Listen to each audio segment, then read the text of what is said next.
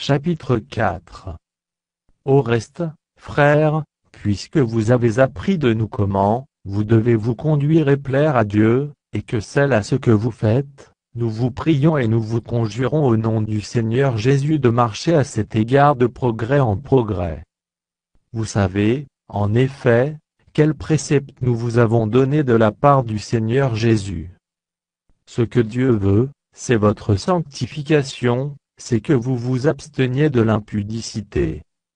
C'est que chacun de vous sache posséder son corps dans la sainteté et l'honnêteté, sans vous livrer à une convoitise passionnée, comme font les païens qui ne connaissent pas Dieu.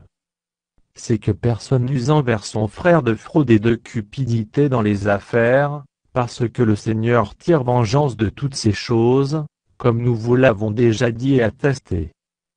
Car Dieu ne nous a pas appelés à l'impureté, mais à la sanctification. Celui donc qui rejette ces préceptes ne rejette pas un homme, mais Dieu, qui vous a aussi donné son Saint-Esprit. Pour ce qui est de l'amour fraternel, vous n'avez pas besoin qu'on vous en écrive, car vous avez vous-mêmes appris de Dieu à vous aimer les uns les autres.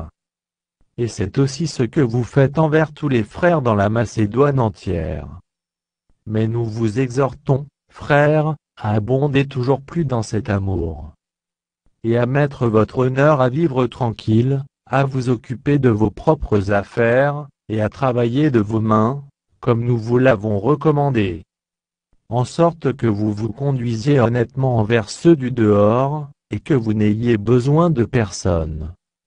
Nous ne voulons pas, frères, que vous soyez dans l'ignorance au sujet de ceux qui dorment, afin que vous ne vous affligiez pas, comme les autres qui n'ont point d'espérance. Car, si nous croyons que Jésus est mort et qu'il est ressuscité, croyons aussi que Dieu ramènera par Jésus, et avec lui ceux qui sont morts.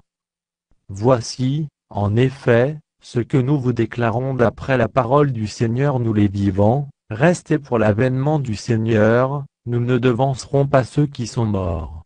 Car le Seigneur lui-même, a un signal donné, à la voix d'un archange, et au son de la trompette de Dieu, descendra du ciel, et les morts en Christ ressusciteront premièrement. Ensuite, nous les vivants, qui serons restés, nous serons tous ensemble enlevés avec eux sur des nuées, à la rencontre du Seigneur dans les airs, et ainsi nous serons toujours avec le Seigneur. Consolez-vous donc les uns les autres par ces paroles.